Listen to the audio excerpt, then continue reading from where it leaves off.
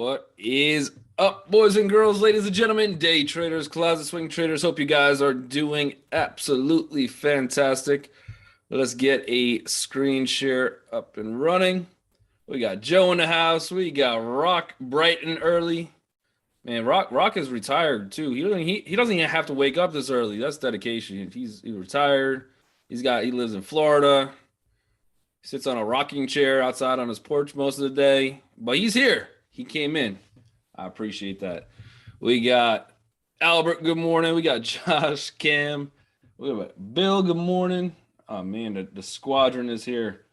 We got the squadron in the house. We got Jimmy Wee on YouTube land. I don't know who you are, but I love you. That's a solid name. Jimmy Wee.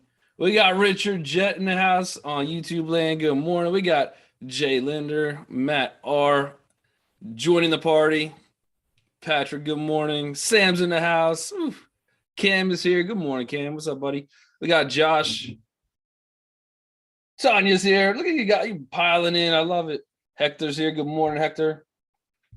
Hector, I was told that Rock has 2 rocking chairs. He's got 2, so if you want to visit his house later, you guys can both be rocking from market close till market open. It's quite the evening.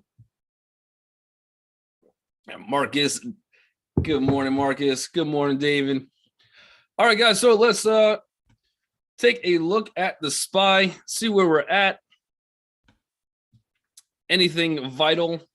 We had some, what was it, PMI today? PPI? I don't know. There was some numbers that came out, but they were pretty much meaningless to the market. Market didn't jump or move or anything like that. But it was one of those two. I had a late start. Leave me alone. I got a late start. We're in 2 areas. So if we're looking at the volume, let's just take a look real quick at the pocket of liquidity. That sits us somewhere right around here. The next one isn't until here.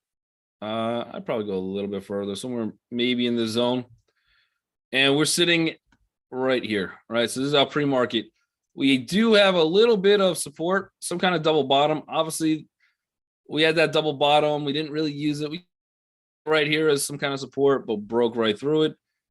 We attempted to get into yesterday's VPOC, which we closed above it, but we are opening below. So right now we're kind of in a zone that I think makes it a little bit tricky with all of this move. 1, 2, 3, 4, 5, 6. 6 candles in a row. This is a 3-minute chart. So just kind of breaking down the day as an overall. We kind of did get up to that support resistance and we just started fading it. We do have the 10 EMA on a 3-minute starting to roll up, and we will go out to a wider picture, but I just want to take a look real quick at the more intraday because it was a weird day, right? At open, we had some kind of initial bull trap that trapped anybody going bullish, bear trap, bull trap, did nothing for most of the day. And then toward the end, we started to get a little bit weaker. We had those moves and pretty much closed right where we opened. Is it rare to see a big rest day after a big monster day? Typically not so much. Jordan Fox in the house. What is up, Jordan? All right, we got the hourly chart. Again, we're slightly below yesterday's VPOC. I'd want to stay a little bit more bearish at open, but we are at some kind of support.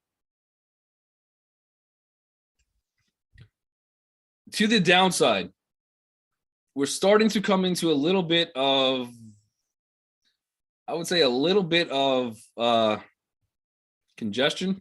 Let's go with that. Not 393.37 would be the area I'm looking to hold. All of this action on a longer time frame. So we just look at the 3-minute. This is the hourly. We're still below 10 EMA on the hourly. This was an attempt into it.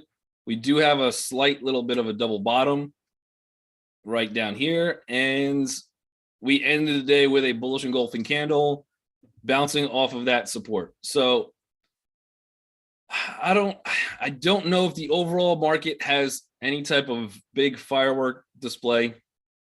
I think the Gucci brothers are sleeping in today. I would probably see more continued rest. I would be watching these areas very heavily. So 390.66, if that area breaks, we start to see a much bigger sell-off.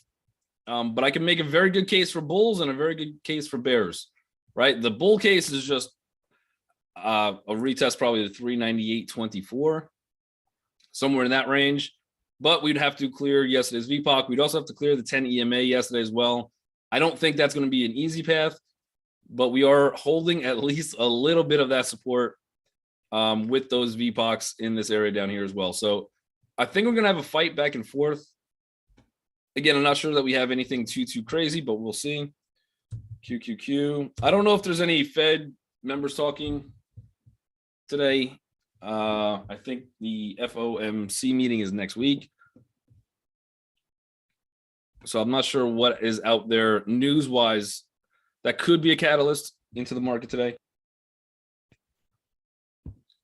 There was some retail stuff. Yeah, I think retail was a little bit weaker. We'll look at Costco in a second. I think that was one of them. We got the Qs pre-market slightly above yesterday's VPOC. All right, let's go out to a longer time frame as well, just to see where we're at on the Qs. In a longer aspect of time, we're pretty much sitting right at this area, which should be some kind of support. Right, so we have this area right here would be a pocket of liquidity on a longer time.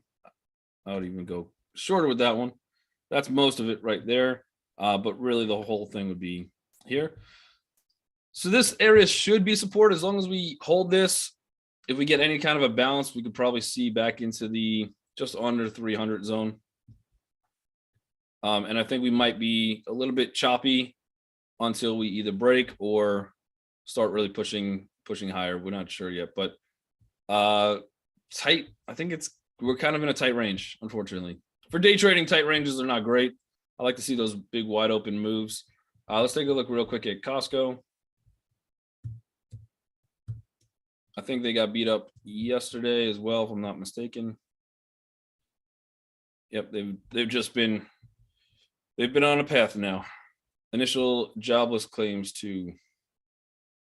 Yeah, well, we have the railroad potential strike, but I don't know if we're getting, is the news coming out? Yeah, we have quad witching tomorrow. Yep, we definitely have quad witching tomorrow. We do have the train situation brewing, but I don't know if they're going on strike today or we get any announcements today about that.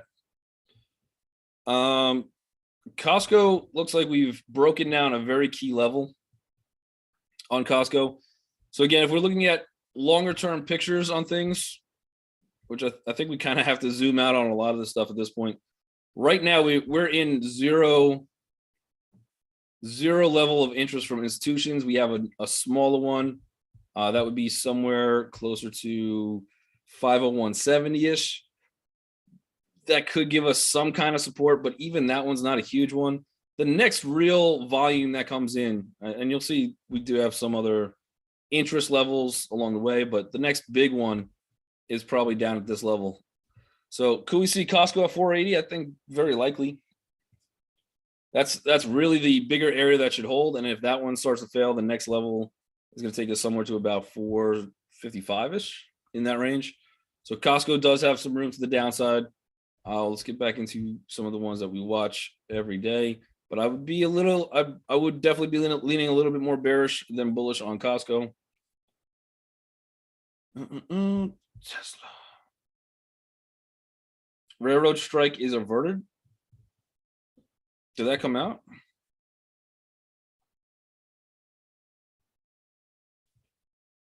Which just says, "Are you short?" You never. I'm indifferent today, to be honest with you. Matt R says tentatively. All right, we're avoiding. Don't worry, the trains are going to keep on working for now. Don't worry, team. You can still do the Polar Express ride around Christmas time if you want to. That's where people start getting upset. We can't ride the train with Santa? No, that's got to be fixed. We have one little level, 301.93. Tesla's been on a rhythm of its own for sure.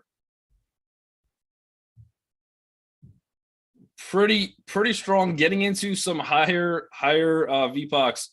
We did technically put in a lower high than this, but all in all, this is one move. I think the move's starting to weaken a little bit just because we did have that big down move. That was a pretty significant one. I was looking for this to break, and it didn't. We just closed right above it. So that that sentiment was wrong. I did jump in a little bit too early. I should have waited for that 291.17 to start breaking down, which I got a little too aggressive trying to get a little bit more profit getting into the 287 yesterday. But we will see. Either way, a little bit of consolidation up here. A little bit of price discovery, but it has been pushing pretty bullish. Not sure if I want to short it. We are above the 10 EMA on an hourly chart, but I don't know if I want to go long until we really start breaking out of that VPOC, and then I probably will get some calls going in a long direction, but we'll see. AMD, on the other hand, has been weaker. We do have the 10 EMA. We are below the 10 EMA for AMD right now. Again, we're just sitting at yesterday's VPOC, so no real gap. Not going to be able to take advantage anything of that nature at the open as far as the 10 EMA is concerned. But there's a little bit of double bottom, higher lows if we could break the neckline. So I'll be watching that, and then we'll see what happens around the 10 EMA on the hourly.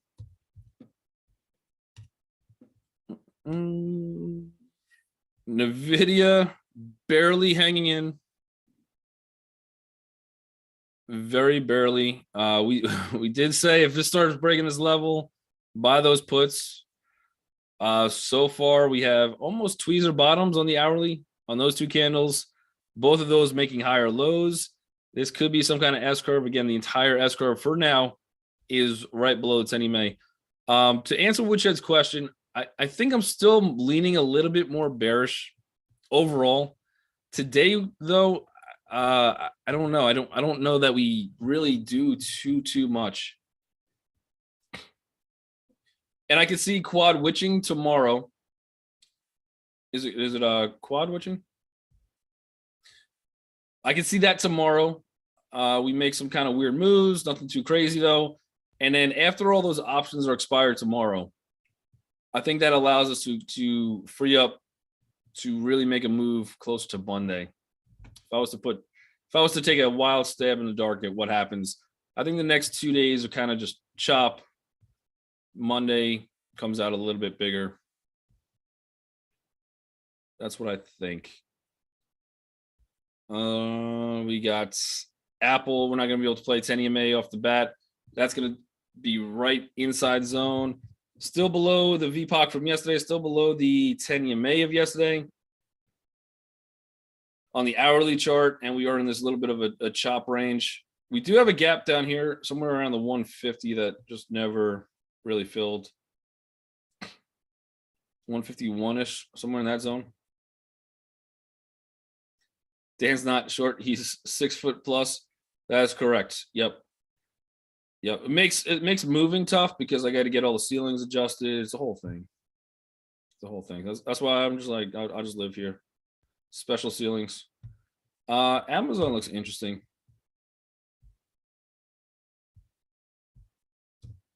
Kind of looks a little like the rest of the market, and right at least to this point, at least on this point, we are opening slightly below VPOC, but we're right in that area. We had some kind of trend up pretty much after the initial move yesterday. The developing VPOC, we've been going bullish, slightly at VPOC from yesterday. So again, inside day, we're not going to really get too much movement, but we did get a close at least above the hourly 10 EMA. Right now, we're getting shot right back down.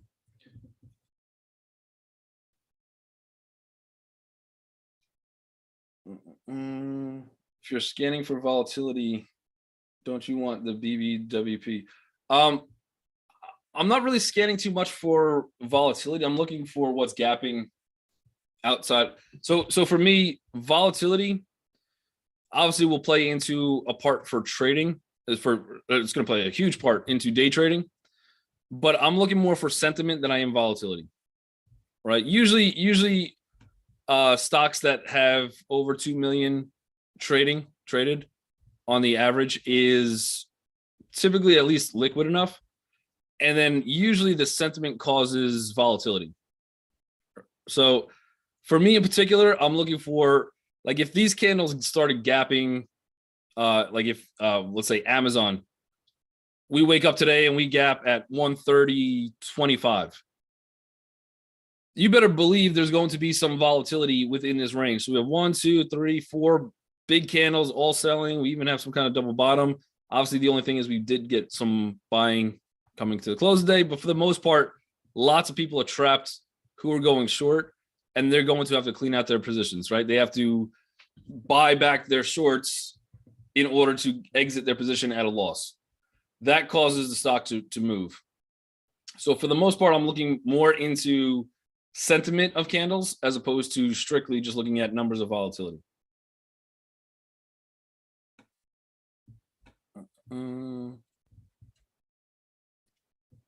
I said the trend line on the SPY is the answer to our questions. Everyone and their brother is watching it on the daily chart. I like to march in my own band, but you want to go SPY. You want to look at the daily and the trend line. Let's see where you're drawing this trend line. So here I have a trend line here. Is that the one you want to use, or are we drawing a new one? I would look at, if you're going from this trend line down here. Yep, we're definitely still in that daily, but this is such a tight move. And again, if we're looking at this trend line right here, this bigger one, we made some attempt this was our attempt to almost break out bullish from this trend line. The CPI numbers threw us right back into it. And this is the trend line I'm still using. Because even this trend line here, yes, I think it's right now, yes, still downtrend, still bearish, does not look great. And yesterday is a inside resting candle after a big, massive down day. What I would be concerned with, though, is that double bottom from back here. So until this candle breaks, I don't think we have that big, massive move. So again, I'm leaning bearish on everything. I just don't know if today is that big move. I don't know if today we have enough sentiment for, especially getting to witching day tomorrow, that we make a huge move. Does that mean we can't trade today? No, absolutely not. We could definitely trade something. It looks like any of our 6 stocks, and the only one I didn't really look at is Delta.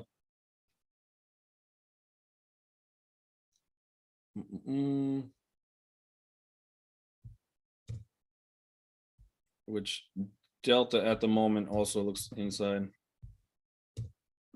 Yep, so this looks like inside day. Only thing with this one is at least we're above the 10 EMA, and at least we're above yesterday's VPOC. So I give credit to that. But until we start breaking out of this wide range that we put in, and yesterday it screamed bullish. Right now to the upside, we already hit this VPOC. We still have this one that's not been retested. So my target would be 33.03 on this one if we could maintain some kind of bullishness. But again, I don't know. That was a pretty nice looking candle yesterday. Complete engulfing candle. We got Jose wants to look at Netflix. It's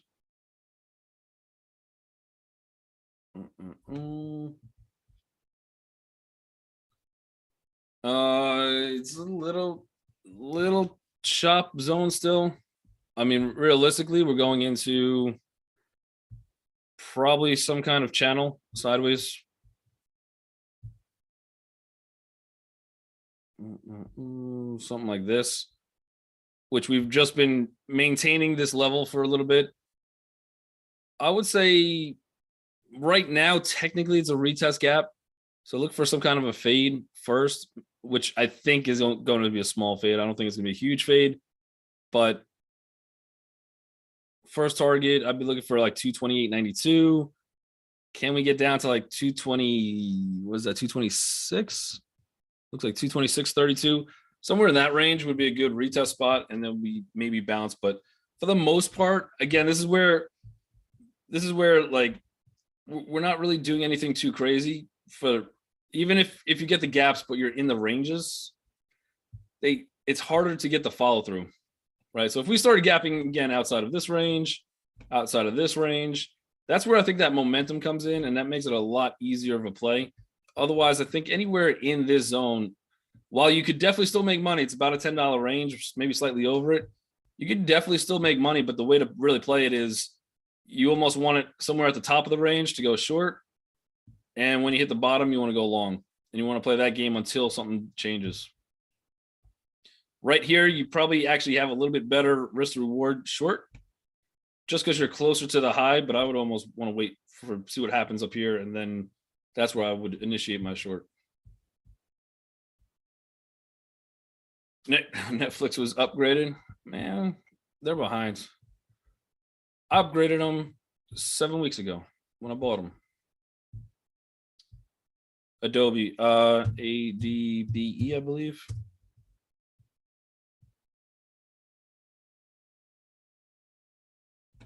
Sugar, we're going down, swinging.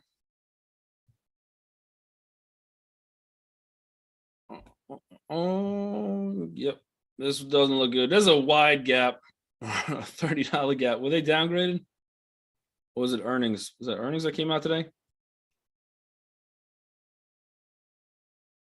Yep, $30 to the downside. I would expect this is a massive gap. I think in some sense this one gets retraced, especially considering we've been doing nothing but selling into the gap. I think we do get some people, maybe not buyers, but people closing some shorts, and that is a pretty tremendous gap. So if I was to play this one, how I would look to play it, at least, I would try to short as high as I could. So maybe we get something like this into the just under 360 zone and then look to fade it. If this opens up and just does nothing but sell, it would just move without me, honestly. Albert says, good day to skip trading. Depends on how you woke up today, Albert. You know, if you're feeling good, then I don't think it's a good day to skip trading. You know, if you woke up, you got some crazy new stress in your life that wasn't there before, that's when I would say, all right, if there's a day to take off, it's today. Other than that, we can still see, keep in mind, this is just what I think all pre-market, right? So I think a lot of this pre-market right now, we're just inside day. But if we do start breaking down significantly on SPY, the Qs, starting to break some of those key points, then it will actually be a very fantastic day-to-day trade. I just don't know if we get there yet. I would, in a worst case, what I would say is be a little more patient at open, because there's no real gap, I think, that, or at least yet. I mean, if there's other gaps, throw them in the chat pane. Harold says CRM.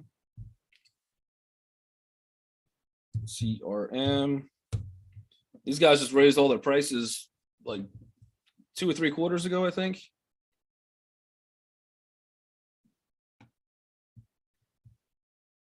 Yeah, that's a decent gap down. Again, once we're starting to get into these levels, we're starting to make new lower lows, right? So that I like as far as the VPOC. The VPOC yesterday was actually higher than the day before, but that's a pretty significant VPOC. Kind of looks a little, I don't want to say it looks a little like Tesla, but it kind of does. Just didn't run as much. We did have some bullish buying at the end of the day, though. So this one could run.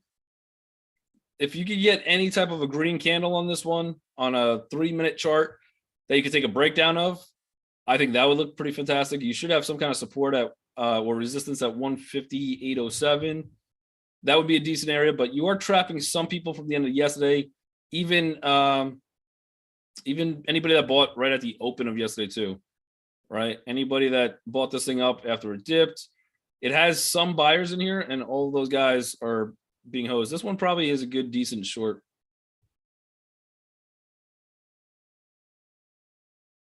JKS. How we only got 4 minutes left? JKS.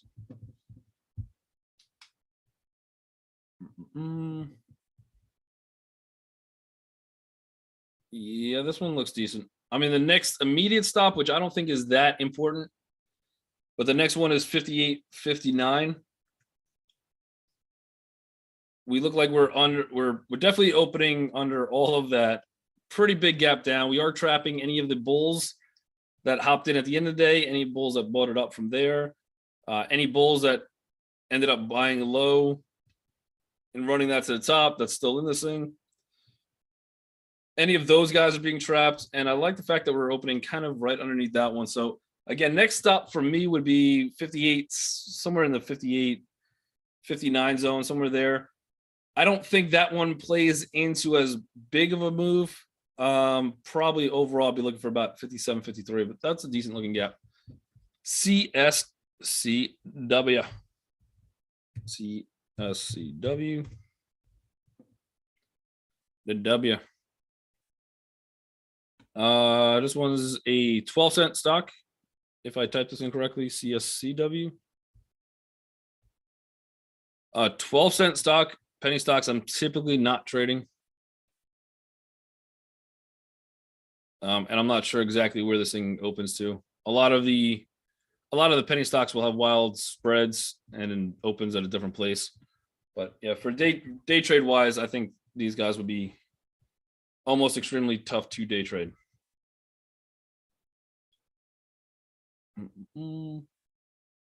But you could load the boat for $50. You could, yep. If you are a true believer in Color Star technology, if you guys don't know what they do, they literally just recolor stars in the sky. Really throws your. It's beautiful when you look in the telescope. Coinbase. We could take a look real quick at Coinbase. Ethereum had their merge yesterday. We could also check out Ethereum, see if the price moved. I know yesterday, so far was a pretty big letdown price wise as far as the stock goes. Didn't really do too much. By the time I went to sleep last night, I have not checked it today, but Coinbase, nothing too crazy, just inside. Where is Ethereum at? Ethereum looks like it's about to break down.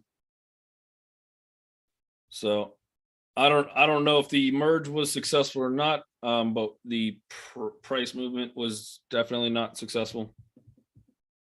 Again, still on a little bit of chop, but we are below a lot of the VPOCs. We're about to look like we're about to break down. Next target. The next target on Ethereum, probably about 15.13. Which it says, Tony, I'm big time short on NQ and RTY. Got it before CPI numbers. But if I wasn't in already, I would wait for the break of the trend line. Woodshed, bringing out the bear claws. I like it. All right, guys. So we have about 15 seconds left. Anybody in YouTube land, make sure you guys hit that like button. It's the shape of a thumbs up. He looks like he got a nice little like collar on his wrist. In case you get confused, which is the like button. Make sure you guys hit that. If you have not also subscribed to the channel, make sure you do that. This way you get notifications anytime we do go live, which should be every day, 9:30 a.m. And plus you also get access to all of the content we do live. Otherwise, that bell, unfortunately, is a sound of me having to leave you guys in YouTube land. Be safe trading. We'll catch you guys all tomorrow for the witching day. Bring your witching hats, bring your brooms. It's a theme day. We'll see you guys.